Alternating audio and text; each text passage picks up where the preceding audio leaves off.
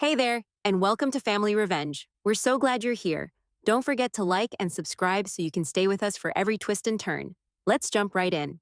I opened my eyes to bright lights and a pounding skull. My mouth was dry as sandpaper, and something beeped steadily near my head. I didn't know where I was until I tried to sit up and a bolt of pain shot through my side. Then I remembered. The fall. The stairs, the station. 3 days. That's how long I'd been out. The first face I saw wasn't a nurse or a doctor. It was my mother, arms crossed, purse on her lap, already annoyed. We need to get you out before this turns into a billing disaster. No, how are you? No, thank God you're okay. That was her opening line. Quick note.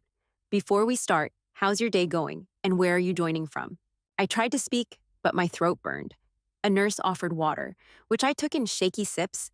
My father stood in the corner like a quiet statue, nodding along like his job was to agree with everything she said. The doctor said you need to stay for 48 hours minimum, the nurse explained. Mild head trauma, internal bruising, strained hip. You really should rest. My mother cut in, waving her off. She's not made of glass. We've got Gary. He's a licensed therapist or whatever. He can check in on her. We're not paying thousands for a glorified hotel room. Gary wasn't even a physical therapist. He was a physical therapist assistant, the kind who mostly handed people resistance bands and said, "Great job," every 15 minutes. I looked at my dad. He just said, "Your mom's right. You'll be more comfortable at home," I wanted to argue. But I was still in a fog, everything moving slower than my brain could catch up to. So I didn't fight. I just let them sign the papers and roll me out before the hospital could object. Back in the car, my mom went on about how hospitals love to trap people in billing cycles, and that the whole thing was a racket. I was barely conscious, trying to breathe through the pain in my side, and she was ranting about how America's healthcare system was out to get her specifically. When we got home, I needed help to get up the stairs. She sighed like I was asking for the world, then handed me 2 ibuprofen and a microwavable heat pad. "No more drama," she said. "You're home now. Try to sleep it off." Then she turned on the TV and asked what was for dinner. She asked what was for dinner, and I just stared at her, still trying to breathe through the pain. That night, I barely made it up the stairs to the guest room they were letting me use until I got back on my feet. I used the wall like a crutch, one shaky step at a time. My hip felt like it was ripping every time I moved. The bed had no sheets, just a flat pillow and an old comforter that smelled like dust and Febreze. I laid there, sweating and nauseous, while voices echoed down the hallway, my mom and sister arguing over which swimsuit to pack. "Brittany," my mom called from the hallway, "we'll be gone through Sunday. Gary might swing by Saturday. Depending on his shifts, I didn't even have the strength to answer. I just closed my eyes and counted my heartbeats, trying not to cry. The next morning, I woke up to the front door slamming shut and tires backing out of the driveway. No goodbye, no check-in, not even a bottle of water on the nightstand. I hobbled downstairs around noon, hoping someone had left food. Nothing. No bread, no milk, not even a frozen pizza. They hadn't stocked anything. I opened the fridge and stared at half a lemon and some baking soda. I couldn't even stand long enough to cook if I wanted to. Day 2, the pain had gotten worse. Like fire laced through my ribs and spine. It hurt to breathe. Getting to the bathroom meant crawling halfway and using the dresser to pull myself up. I couldn't shower, couldn't change my clothes, and still hadn't eaten. I finally gave up and opened a grocery app on my phone to order delivery. I added soup, Gatorade, crackers, just the basics. When I hit checkout, it gave me an error. I tried again. Card declined. That didn't make sense. I switched apps and opened my bank account. The checking account had a couple dollars, which I expected. But the savings, my emergency fund I'd been building since college, was almost empty. $8.12. I blinked at the screen, thinking maybe it hadn't loaded right. I refreshed, same number. Then I scrolled. Transfer to M. Warren. Transfer to M. Warren. Transfer to M. Warren.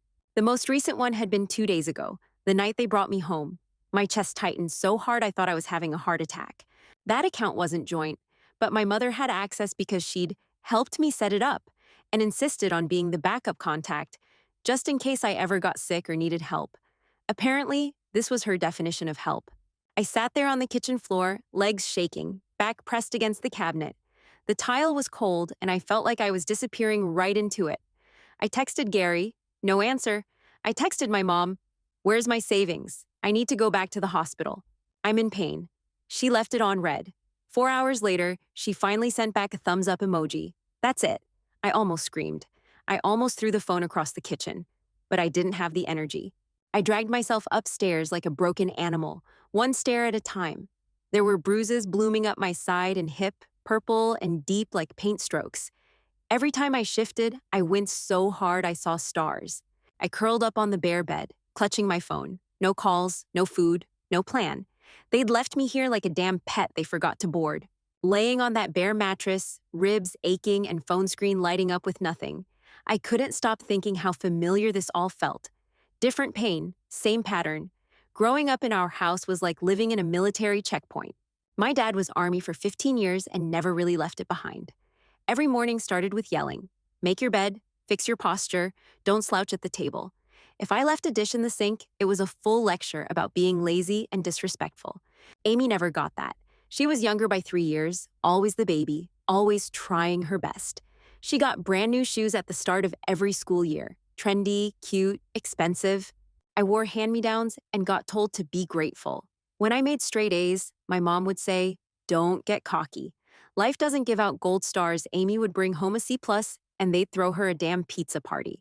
One time, I won a countywide writing contest. I showed them the certificate, smiling so hard my cheeks hurt. My dad barely looked up from the TV. My mom just said, is there prize money, or is this just for fun? That was the tone of my entire childhood. I learned early not to ask for too much. I started cooking my own meals at 11. I kept my head down, stayed quiet. Did the chores before they asked, because if I didn't, they'd act like I'd committed a felony. But the worst part? It wasn't the discipline. It was how invisible it made me feel, like I only existed when something needed to get done. By high school, I had headaches all the time. I asked my mom if I could see a therapist. She didn't even look up from folding laundry. What for? You're not crazy. When I brought it up again in college, she snapped, you've got too much time on your hands. Go volunteer or something. I worked 2 part-time jobs and still came home every weekend to help them around the house. And when graduation hit, they convinced me to move back home. Rent is throwing away money, my dad said. We could really use the help around here, my mom added. So I moved back, got a temp job, picked up groceries half the time, paid for the electric bill more months than not. And when Amy's car needed repairs, I gave her $400 without a word. She never paid it back. They acted like I owed them everything. And for a while, I believed it. That's when I started stashing away money. Not huge amounts, just little deposits when I could. I told my mom about it once, and she offered to help me open a high-yield account for emergencies. She said she was proud of me for being responsible. That was the one time she used that word. I didn't realize until now that she meant her emergencies, not mine. By day 3, it felt like my body was shutting down. I couldn't take a full breath without stabbing pain slicing through my ribs. My hip was so stiff I could barely stand. I hadn't eaten more than a sleeve of saltines I found in the back of a cabinet. No meds left, no food, no help. I opened the Ride app, barely able to hold my phone steady, and punched in the nearest hospital. It gave me the estimate, $26. I hit confirm, declined. I tried my backup card, also declined. My heart started pounding harder than it should have, considering I hadn't moved more than 10 feet in hours. I opened my bank account again, hoping I'd missed something. Maybe I'd transferred money wrong. Maybe it was a glitch. It wasn't. The balance read $0 and 0 cents. Every cent gone. I scrolled through the transaction history, line after line, ACH transfers, all of them to M. Warren, the same name, the same amount each time. A slow, steady siphon, the last one processed that morning. She was still taking. My hands started shaking. I called her. She answered on the second ring, all sunshine and static. Hey, sweetie, how are you feeling? I swallowed hard. Why is my account empty? Oh, that. Her voice didn't change. Don't panic. I moved the money to keep it safe. Your account looked vulnerable. What does that mean? I said through gritted teeth. You drained my savings. She sighed like I was the problem. Look, Britt, it's not like I spent it. It's still there, just under my watch, so nothing happens to it. Something already happened to it. You stole it.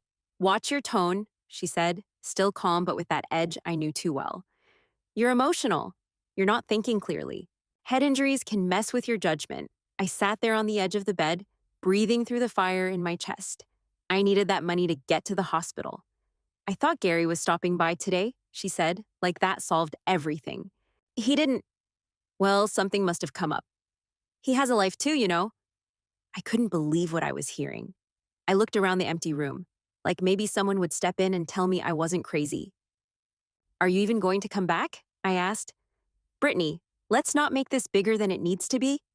We love you, but you're making this really difficult right now. There it was. That fake love weaponized like a leash. I'm hanging up, I said. Oh, come on, don't be dramatic. I ended the call. I sat there holding the phone to my chest, like maybe it would cool the rage building in me. But it didn't. I felt hot all over, humiliated, powerless, cornered. She didn't just leave me. She abandoned me, then took what little I had left to feel secure. This wasn't a mistake or miscommunication. It wasn't stress or poor planning. She wasn't overwhelmed or forgetful. She knew exactly what she was doing. She always had. All those times she'd smiled and told me I was stronger than Amy, that I didn't need as much to get by, that she trusted me more. It was never praise. It was a setup. Being the dependable one wasn't respect, it was exploitation. She didn't think I'd fight back. She counted on me to just survive it, again and again, without making noise.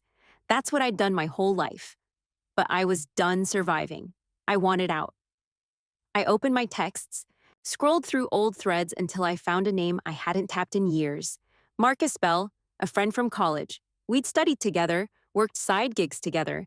He was in law school back then, civil litigation. I typed one line. Hey, I think my mom stole thousands from me while I was recovering from a head injury. Can you talk? My thumb hovered. Then I hit send. Marcus called me back 10 minutes later. His voice hadn't changed. Still calm, still deep, still sharp around the edges like he was always thinking 3 steps ahead. Tell me everything, he said. So I did. I told him about the fall, the rehab center, my mom forcing the early discharge. I told him about being left alone, the missing money, the useless texts, and the phone call that ended with her saying she loved me. He didn't interrupt, didn't rush me, just listened and took notes. I could hear him typing in the background while I talked. When I finished, he asked, "She had access to your savings?" "Yeah. She helped me open it back in college. Said she'd be the secondary contact just in case." I didn't think she'd ever touch it. He let out a slow breath. "And she emptied it while you were on bed rest after a head injury?" "Yeah." "She acknowledged it over the phone?" "She said she moved it to keep it safe." "Whatever the hell that means." There was a pause. Then his tone shifted, more formal, more clipped. Lawyer mode. "This is more than just financial abuse. You were a vulnerable adult. She signed you out of rehab against medical advice, didn't provide basic care, and used medical power of attorney to act in her own interest. That's civil negligence, possibly criminal depending on state statutes. You've got a strong case." I didn't say anything at first. The idea of suing my own mother felt heavy, ugly, but also clean, like dragging something toxic into the light and making it finally answer for itself. He must have sensed it because he asked, "You sure you want to do this?" I looked around the room, the stained carpet, the dented dresser, my bruised hip, wrapped in a heating pad that did nothing. My phone at 12% because I had to crawl downstairs for the charger and nearly passed out doing it. "Yeah," I said, "I'm sure." "Okay," he said without hesitation. "I'll start the process. First thing's a formal demand letter. We'll give them a chance to return the money and pay restitution for your medical costs. If they don't take it seriously, we escalate. What if they fight back?" "They will," he said. "But that doesn't mean we stop." I leaned back on the pillow. The pain was still there, pulsing through my ribs and hip like a reminder of everything they'd left me to deal with. But underneath that, for the first time, something sharper. Not rage, not heartbreak. Clarity. They never saw me as a person. Just a function. A ride to the airport, a bill payer, a backup mom to Amy, a walking thank you who never needed anything back. That version of me, she died on those stairs. "I'm not going to back down," I said. "I know," Marcus said. "And I won't let you." Marcus didn't waste time. 2 days later, the demand letter was done. It was short, sharp, and cold as hell. Full reimbursement of all withdrawn funds, compensation for medical negligence, and damages for willful misuse of medical power of attorney. It even listed the exact statute codes. He let me read it before it went out. I didn't change a word. "This doesn't ask," he said. "It demands." They got back from the cabin that Sunday morning. According to the neighbor across the street, the car pulled in around 10. Not even 10 minutes later, the courier walked up the front path and rang the bell. I wasn't there. I told Marcus I didn't want to be anywhere near it. He agreed and handled the whole thing himself. The neighbor said it was chaos. My mom opened the door, read the envelope, and lost her mind right there on the porch. She's suing us? Are you kidding me? My dad stood behind her, trying to stay calm. Typical, stay quiet and wait for it to blow over. Amy apparently looked like someone told her the Easter Bunny got arrested. She kept asking, "Wait, what's happening? Why would she do this? Why?" Because I was done being their doormat. The texts started rolling in that afternoon. From my mom, "We did everything for you. You ungrateful little girl. Do you know what legal fees cost? You want us to go broke over this? We are your family." From Amy, "What did I do to deserve this? You're punishing all of us just because you're bitter. We've always supported you in our own way." Then my dad chimed in, "This isn't the way to handle things. You're being unreasonable. Come home and we'll talk." They didn't deny what they did, not once. They just couldn't believe I had the nerve to push back. I didn't respond, not a word. Instead, I opened my laptop, created a new email, and attached a single PDF. The subject line read, "In case you forgot." Inside the file, screenshots of the bank transfers, login alerts showing my mom's IP address, discharge papers stamped with "Against medical advice," a photo of the bruising on my side, a record of missed calls, and unanswered texts, the note from the rehab nurse saying I'd need monitoring for 48 hours. I didn't even type a message, just sent it. Then I turned my phone off, laid back, and stared at the ceiling until the buzzing in my chest finally slowed down. They thought I'd never pull the trigger, thought I'd flinch, that I'd cry and beg and eventually apologize for misunderstanding. That's how it always went, but not this time. This time, I had proof. I had help. And most importantly, I had nothing left to lose. Let them melt down. Let them scream and twist it all however they needed to so they could sleep at night. I wasn't their safety net anymore. The silence didn't last long. By the end of the week, the family dog pile started. Aunt Cheryl messaged me on Facebook. "Maybe there's a better way to handle this. We're all just worried about the damage being done." Uncle Stan texted, "You know your mom isn't perfect, but she's always meant well. Don't destroy your whole family over money." Even Grandma sent a voicemail that started with, "I'm not taking sides," and somehow ended with, "You need to remember where you came from." They all acted like I'd burned the house down. Nobody mentioned the part where I'd been left half-conscious, broke, and bruised. That didn't matter. The only crime worth caring about was the one where I broke ranks. I didn't explain. I didn't argue. I didn't answer. I was done teaching people how to treat me. Quietly, without a word to anyone, I moved out. Marcus helped me secure a small personal loan, just enough for first and last month's rent on a studio downtown. It wasn't glamorous. A second-floor walk-up with a weird smell in the hallway and windows that stuck, but it had a lock, and none of them had a key. First thing I did was open a new bank account, one with multi-factor authentication and no one's name on it but mine. Then I canceled the family phone plan. Let them sort out their own bill for once. I blocked every number but Marcus and my new primary doctor, even blocked Amy, which felt harder than I expected, but necessary. That's when the messages shifted, from guilt to desperation. My mom emailed, "Please don't do this. Families go through rough patches. We'll fix it, but not like this." Amy posted a passive-aggressive Instagram story with some black screen quote about loyalty being rare, and people showing their true colors when money's involved. My dad left a voicemail, just one line. "We miss you." This doesn't have to be permanent, but it did. They just didn't know it yet. I stayed off socials, let them spiral without an audience. Instead, I focused on healing. I found a walk-in clinic that actually treated me like a human. Got x-rays, real medication, and physical therapy referrals. I finally had food in the fridge that didn't make me sick. I wasn't downing ibuprofen like candy just to breathe. Every morning, I woke up alone, in a bed that creaked too much, in a room with peeling paint and busted blinds, and it still felt like freedom. Nobody knocking on my door demanding favors. Nobody eating food I bought without asking. Nobody gaslighting me into thinking love meant sacrifice without limits.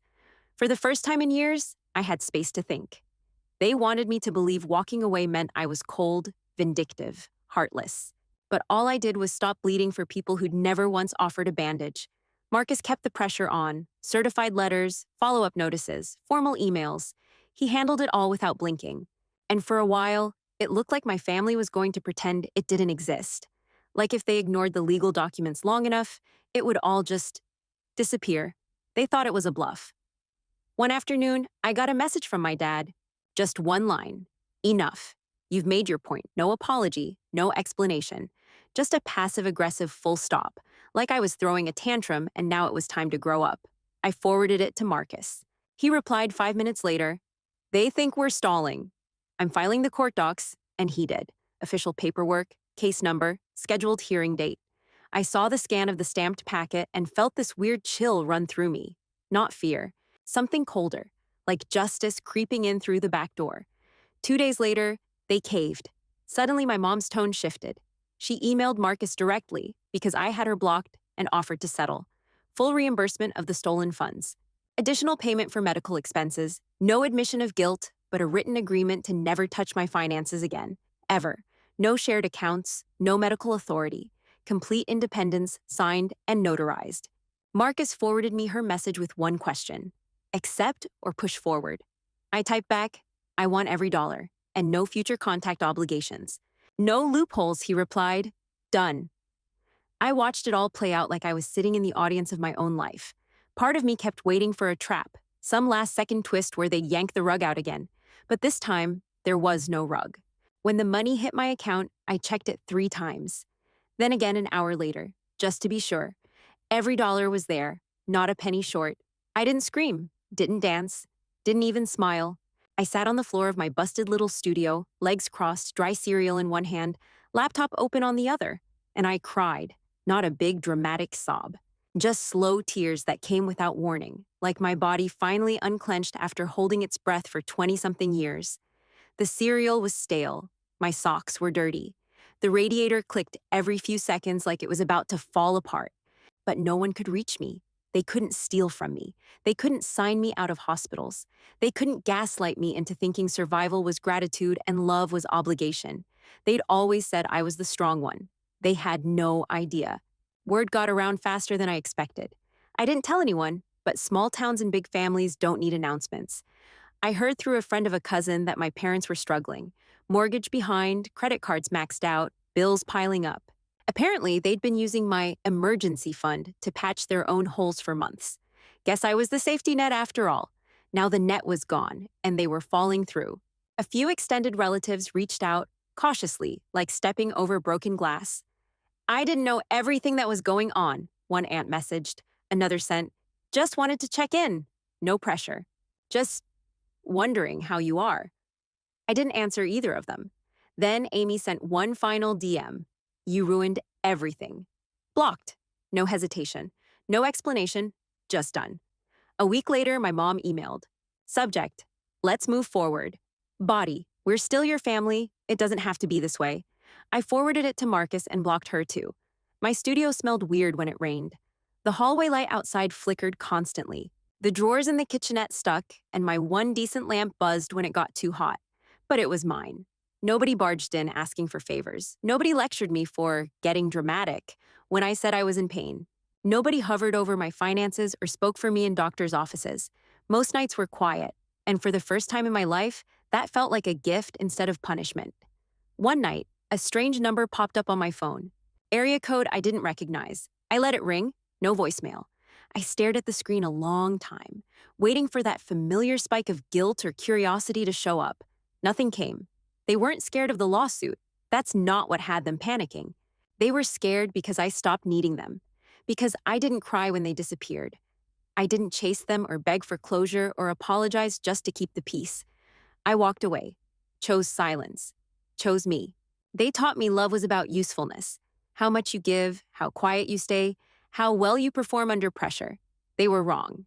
I'm not broken, I'm free.